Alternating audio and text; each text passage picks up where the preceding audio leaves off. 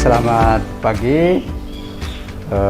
Salam sehat, salam sejahtera untuk semua. Terima kasih atas pertanyaannya. Ya, saya pernah 6 tahun bertugas di Paroki Santo Paulus Plajo dari 2001 sampai 2006.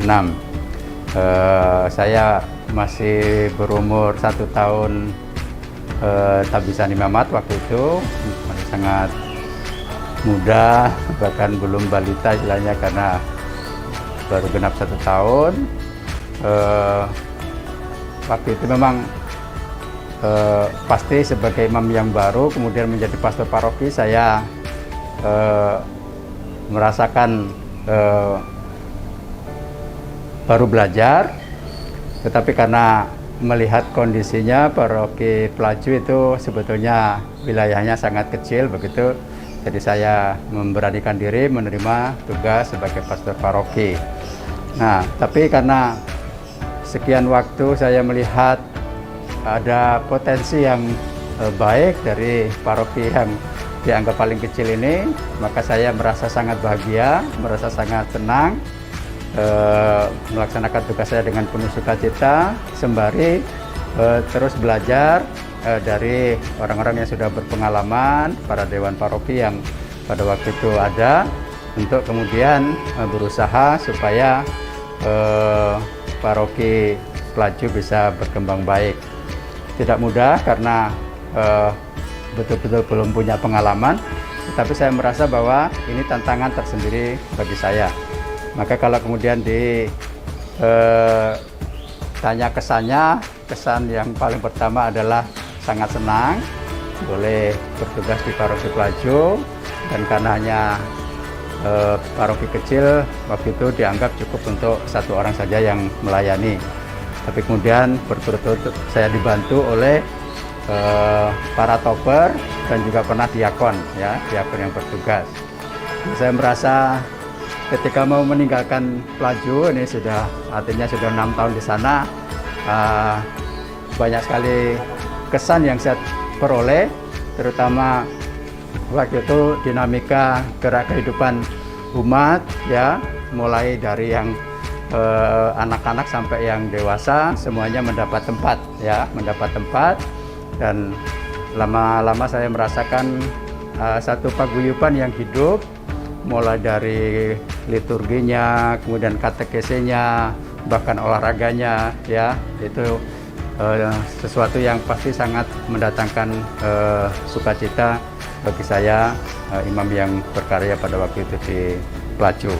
Nah, maka kemudian saya tuangkan dalam Mars Paroki, ya, Mars Santo Paulus, yang di situ kalau mau dicermati ada refleksi saya tentang Paroki Santo Paulus Plajo, gereja yang mungil di wilayah keuskupan ini, tetapi punya tugas yang besar untuk bisa mengabdi sebanyak mungkin orang. Artinya lagu itu menjadi refleksi saya tentang Paroki Santo Paulus Plajo, kurang lebih begitu. Untuk pengetahuan saya, selama saya di Plajo ini, saya tahun 70 datang ke Palembang ini, ya. Tapi saya ada gereja itu, saya gereja Katolik, saya ke gereja begitu. Soal sejarah gereja itu saya belum tahu, tetapi setelah saya agak lama di sini, gereja Katolik itu ada 2, satu di Plajo Santo Paulus, satu di Sungai Gerong. Tapi di Sungai Gerong itu memang ciri-cirinya gereja Katolik, tetapi tidak ditempati Katolik. Nah, saya itu dulu juga pernah begawe di komplek, pegawai Anemeran, terus begawe di pendidikan itu kira-kira 1 tahun berapa bulan begitulah. Nah, jadi saya ke gereja biasa, saya tidak tahu siapa pengurusnya, tapi setahu saya setelah saya lama itu pengurusnya ketua dewan itu selalu wong Pertamina, karena memang ada hubungan dengan Pertamina. Nah, baru saya sudah masuk situ, Kebetulan waktu itu Romo Kebum, Romanya besar, gagah, pokoknya Belanda. Nah, saya ditarik oleh Romo itu, aku suruh ke gereja itu. Ngapa Romo? Kamu ngajar yo. Nah, saya suruh ngajar. Saya keluar dari PAM School itu, Pertamina itu, saya ngajar di situ. Nah, tapi saya tidak hanya Romo, saya minta surat apa? Saya mengajar itu, minta kan di Sabrius. Diantar Romo ke Sabrius itu.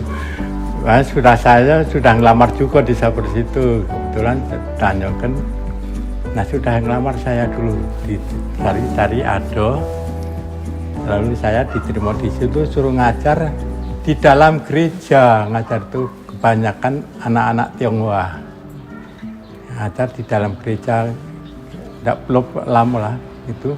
Terus Romo itu minta duit sama pimpinan Pertamina di Tobing waktu 2 juta untuk mendirikan 2 kelas, berdiri 2 kelas. Terus selanjutnya mencicil terus, bangun terus sampai sekitar 6 kelas.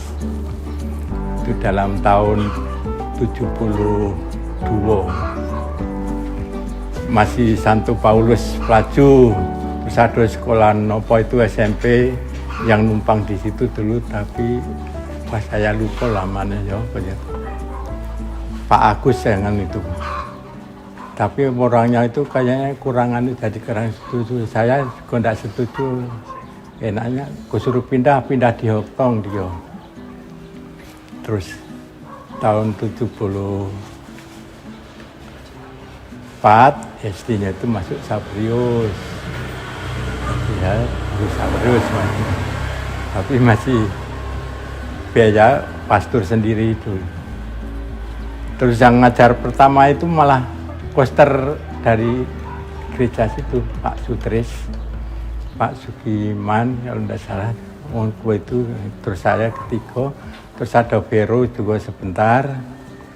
Nah, pimpinan Pertamina itu, pimpinan gereja itu Pertamina kalau memang dapat bantuan dari Pertamina untuk poster barang itu, dan dapat bantuan Pertamina.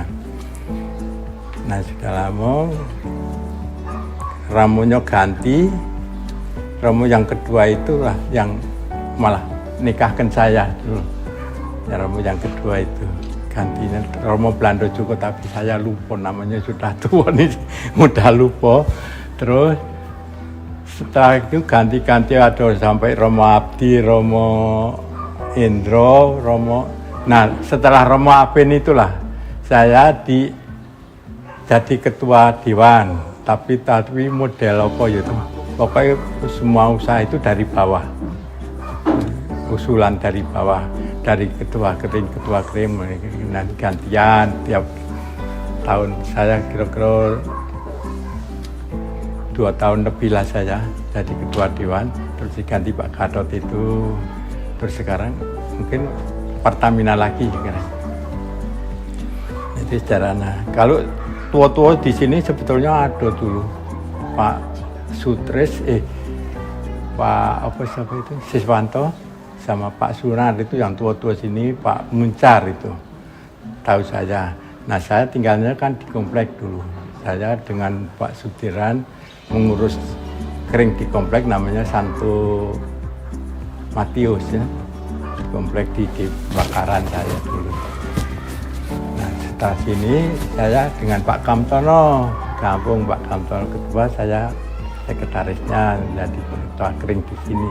Memang baru bentuk kering pertama kali itu, sebelumnya belum ada, masih pokoknya di gereja semua. Pengurusan masih di gereja semua, belum ada kering. Terus ada kering Maria, kering mana itu Sungai Gerong, gabung, berdiri sendiri-sendiri tapi maunya sedikit-sedikit. Nah, sudah itu ya saya jadi ketua kering ini yang dalam. Ketua dewan juga tidak lama, saya 2 tahun lebih. Terus ganti Pak Gatot tidak perlu lama juga kayaknya. ganti Pak Wong Pertamina lagi. Nah, tapi waktu saya jadi ketua dewan, bantuan Pertamina tetap ada. Bantuan Pertamina. Terus lama-lama penuh, ada sekolah, terus SMP dari Sapur 7 pindah ke sini, sudah jadi diganti Pak Arjo DY. Dulu Pak Arjono yang bawa dari Sapur 7 itu pindah sini, ganti Pak Arjo DY, pindahan dari Lahat atau dari mana kurang tahu. Nah itu juga Pak Arjo DY sudah meninggal kan. Sekarang SMP-nya juga sudah berdiri, sudah ada SD-nya sudah lengkap, sudah ada TK. Di SMP dulu untuk TK, belakangnya itu ada TK-nya dulu. TK-nya pindah lagi sebelah kanan, di sebelah kiri ya, sebelah jalan sini. Ini, saya kira ketahui, itulah gereja paroki. Pengurusnya orang Pertamina kebanyakan. Memang ada bantuan dari Pertamina. Ya, itu kayaknya yang kesan-kesan saya yang bisa saya utarakan di sini. Kebetulan keluarga kami, Bapak Chen Van Kan, itu merupakan umat yang paling tua di sini. Tetapi sudah apapun, kami masuk di gereja Hati Kudus pada tahun 1961. Dipermandikan di Hati Kudus bulan September tanggal 29, dan tahun berikutnya kami pindah ke paroki Pelaju karena pada waktu itu gereja di Pelaju memang dibangun khusus untuk karyawan di BPM sebelum Pertamina. Jadi gerejanya dibangun sedemikian kecilnya, hanya untuk karyawan saja. Jadi ada kesan seperti kapel. Nah, pada waktu itu kita hanya beberapa daripada umat yang mengikuti misa di sana karena memang umat di ladang kecil sekali. Gereja di paroki kita karena gerejanya kecil, umatnya tidak banyak, sehingga dibagi menjadi dua bagian. Satu bagian di kompleks Pertamina, satu bagian di ladang. Kita di Kering Maria. Jadi kita punya kesan yang sangat indah sekali karena latar belakang daripada umat di komplek, mereka adalah orang pendidikan Belanda. Jadi kita ke sana itu ada perbedaan budaya, bahasa, tetapi kita begitu kompleks sekali.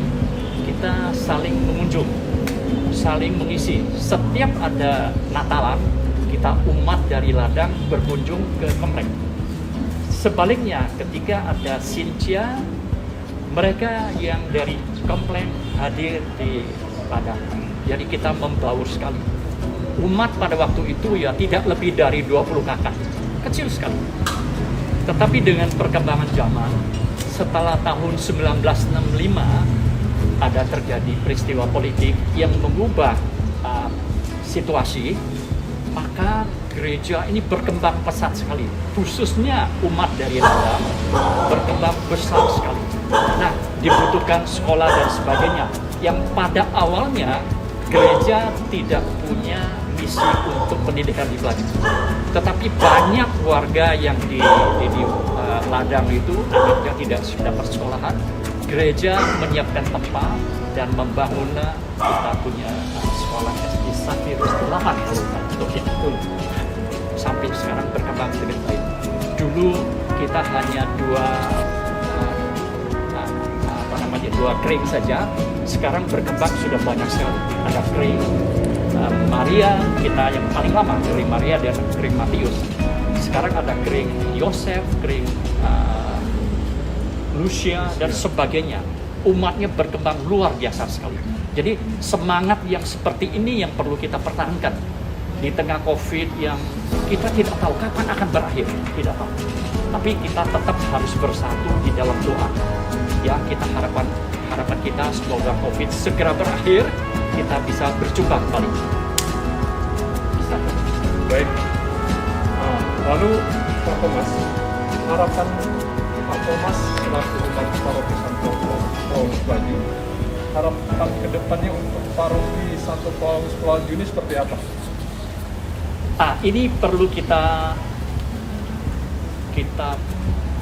pikirkan, karena dulu paroki Santo Paulus Pelaju itu mayoritasnya itu diduga kebutuhan ekonomi dan sebagainya itu didukung oleh Pertamina. Kita waktu itu banyak warga dari paroki kita yang mempunyai jabatan yang tinggi di Pertamina. Tetapi sekarang seiring dengan perjalanan waktu mereka pensiun. Banyak yang warga kita yang punya posisi di Pertamina sudah pensiun, menyebabkan hubungan kita ke dalamnya mungkin satu hari mengalami kesulitan. Nah, kita yang sekarang yang sudah berjalan dengan baik harus memikirkan ke depannya bagaimana menghadapi masalah yang akan kita hadapi. Selama di Pelaju, saya sebetulnya menjadi Katolik itu dibaptis di paroki Allah Maha Murah dulu sebelum menjadi paroki Pelaju. Saya tertarik menjadi Katolik karena ya kebersamaan, kekeluargaan, lalu juga kesederhanaan dalam hidup itu menjadi, serta keteladanan menjadi Katolik itu hal yang penting bagi saya untuk mengikuti dan masuk menjadi Katolik. Lalu memang selama ini kami rasakan, akhir-akhir ini kami merasa saya tidak begitu agak mengganjal bahwa gereja Katolik itu mengutamakan pembangunan fisik untuk akhir-akhir ini, tidak mengutamakan pembangunan manusia secara utuh. Keutuhan pembangunan kemanusiaannya itu menjadi berkurang untuk akhir-akhir ini. Contohnya sekarang ini pembangunan gereja kan di mana-mana secara fisik ya, gedungnya, tapi manusianya yang saya lihat tidak salah itu banyak kurang memperhatikan istilah saya itu pelayanan, pendampingan, penggembalaan umatnya itu tidak begitu diseriusi. Bahkan banyak umat Katolik yang saat ini, bahkan anak-anak tokoh itu keluar dari kekatolikan. Saya cukup prihatin dengan itu sebetulnya, dan keteladanan para pemangku kepentingan itu memang menjadi menipis, tidak seperti waktu saya dulu masih menginginkan atau masuk menjadi Katolik. Kekeluargaan orang Katolik itu sangat kental, saling memperhatikan, baik itu antar keluarga maupun untuk kebaikan bersama. Solidaritasnya cukup tinggi ya. Yang menjadi kesan-kesan saya. Pesan saya dengan situasi yang seperti dulu itu bisa dirajut kembali, apakah hal-hal ini atau diperhatikan kembali, apakah masih bisa. Memang walaupun sekarang ini situasi COVID ya, tetapi sebetulnya tidak menjadi penghalang besar untuk mempersatukan umat itu kembali. Artinya masih tetap bisa, walaupun kita memang tidak bisa berkumpul secara banyak bersama-sama, tapi untuk memperhatikan orang yang lemah dan juga kekurangan itu menjadi sumber pusat perhatian gereja Katolik sebetulnya. Nah, apalagi kalau sekarang ini di Paroki Pelaju itu seringkali pertemuan-pertemuan bukan di dalam kring masing-masing, seringkali dilaksanakan bahkan pertemuan-pertemuan di gereja. Sebetulnya orang kedatangan kebersamaan itu mendapatkan dan mendambakan berkat bersama. Apalagi kalau yang datangnya itu ada pastornya, itu kan orang merasa ada ada berkat, apalagi kalau orang itu sakit. Orang sakit itu kalau didatangi pastor dengan awam beda. Daya jualnya pastor itu berkatnya lebih daripada manusia biasa istilahnya. Nah, karena jadi pastor itu juga panggilan, bukan sembarang orang dipanggil juga. Ini yang perlu kita perhatikan bersama. Saudara-saudari yang terkasih, khususnya umat Katolik Paroki Santo Paulus Pelaju. Pada tahun ini paroki kita berusia 71 tahun. Jadi kita akan merayakan paroki kita yang ke-71. Paroki kita atau Gereja Katolik Santo Paulus Pelaju ini dirintis oleh para misionaris, yaitu para imam atau para pastor dari Belanda. Ada beberapa pastor dari Belanda yang pernah bertugas di paroki kita.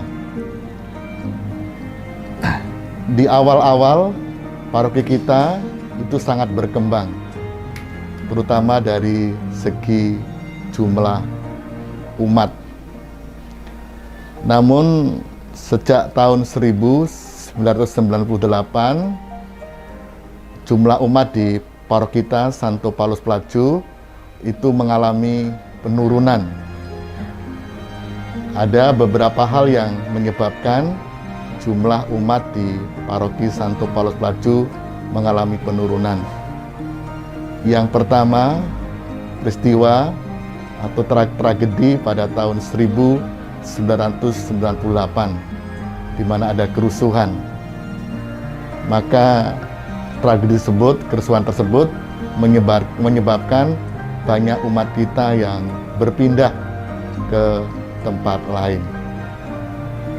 Yang kedua, banyak umat kita terutama yang bekerja di Pertamina itu pensiun. Mereka harus kembali ke tempat daerah mereka masing-masing. Dulu di Komplek Pertamina itu ada 3 lingkungan, sekarang 1 lingkungan pun jumlahnya tinggal sedikit.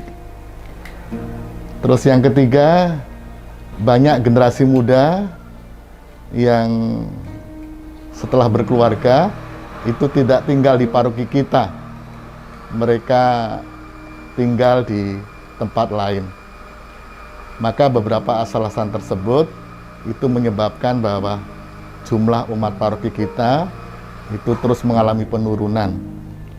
Bahkan sekarang umat paroki Santo Paulus Pelaju sebagai paroki itu menjadi paroki yang terkecil di Keuskupan Palembang. Jadi dari segi jumlah umat, paroki kita Santo Paulus Pelaju saat ini menjadi yang terkecil di Keuskupan Agung Palembang. Namun walaupun jumlah umat mengalami penurunan, secara kuantitas mengalami penurunan, namun kita tetap berusaha supaya paroki kita tetap terus berkembang, terutama berkembang dalam iman, Dan itulah yang juga menjadi visi paroki kita adalah membangun gereja yang beriman tangguh, yang mandiri, yang misioner, yang semakin berdoa, semakin sehati, semakin solider, dijiwai dengan semangat persaudaraan yang sejati. Jadi walaupun kita kecil dari segi jumlah umat, namun hendaknya kita tidak kekurangan berarti. Walaupun kita kecil dari segi jumlah umat, tapi kalau iman kita terus berkembang, bisa bertumbuh, kita juga bisa menyumbangkan mutu kehidupan yang baik di tengah-tengah masyarakat di mana paroki kita berada.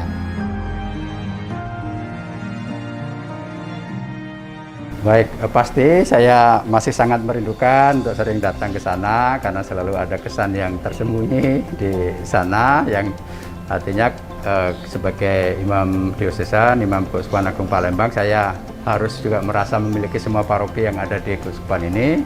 Tapi seringkali kan ada catatan ya, jangan istilahnya terlalu terikat pada satu tempat karena pada akhirnya saya juga harus bertugas di manapun di wilayah keuskupan ini. Maka kalau sekarang saya melihat ya paroki sudah ditata bagus oleh Romo Simon ya, katakanlah gedung-gedungnya, sarana prasarananya sudah semakin memadai. Nah ini menjadi istilahnya peluang dan harapan bahwa umat bisa semakin kerasan, punya rasa memiliki yang besar. Tentu saja cinta pada paroki sehingga kalau bisa seluruh potensi yang ada di paroki bisa dimanfaatkan sebaik-baiknya, mulai dari anak-anak sampai kelompok orang tua ya. Saya kira kelompok kategorial itu tetap walaupun mungkin jumlahnya sedikit tetap ada, sehingga kemudian ada sumbangan-sumbangan dari kelompok kategorial ini untuk menghidupkan dinamika kehidupan di paroki Santo Paulus Pelaju.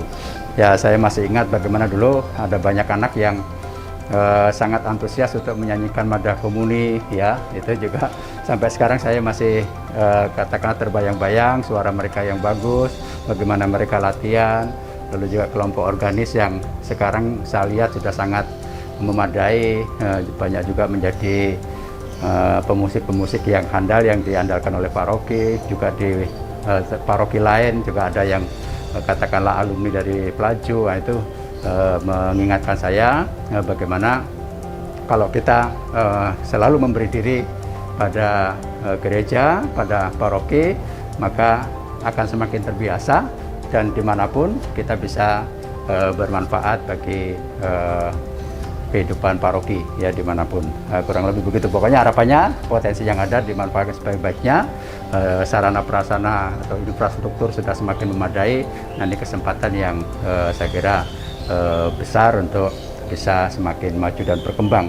Nah, saya melihat akan ada banyak perumahan di sekitar pengembangan wilayah atau pemekaran Kota Palembang ini, entah nanti yang di Kampung Rambutan atau yang ke arah Cinta Manis. Itu artinya juga kalau bisa kita membuat kantong-kantong umat yang membantu mereka, umat yang mencari perumahan dan segala macam. Kalau ada orang Katolik itu kita bantu supaya kemudian jumlah umat paroki bisa bertambah gitu. Kalau harapan saya semoga umatnya itu bisa memelihara gereja itu sehingga nanti umatnya bisa bertambah banyak dan menjadi besar atau menjadi lebih damai, lebih rukun, majulah begitu. Umatnya banyak.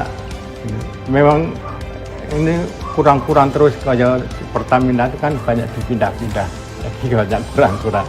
Di Pertamina sekarang juga enggak seberapa kan maunya yang Katolik. Jadi banyak dipindah-pindah itu, jadi banyak dari luar juga umatnya. Ya mudah-mudahan jadi subur lah umatnya, rukun, damai, dan pasturnya juga mudah. Juga semoga ini bisa tetap mempereratkan hubungan kita di dalam doa kita. Kita tidak perlu kecewa, kita tidak perlu gelisah. Kita doakan saja semoga COVID segera berakhir. Persatuan kita di dalam gereja kita, khususnya di dalam gereja Santo Paulus kita, tetap kita pertahankan dengan baik. Saya yakin suatu ketika kita akan berkembali lagi berdoa seperti biasa. Selamat berulang tahun kepada Santo Paulus yang ke-71. Semoga berkat dan kasih sayang Tuhan selalu menyertai kita semuanya. Semoga gereja Katolik ya bisa mempersatukan kembali, mengentalkan kekeluargaan, saling memperhatikan, juga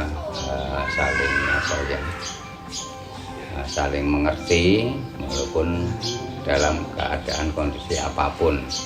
karena gereja Katolik terkenal dengan karitasnya, ya, cinta kasihnya.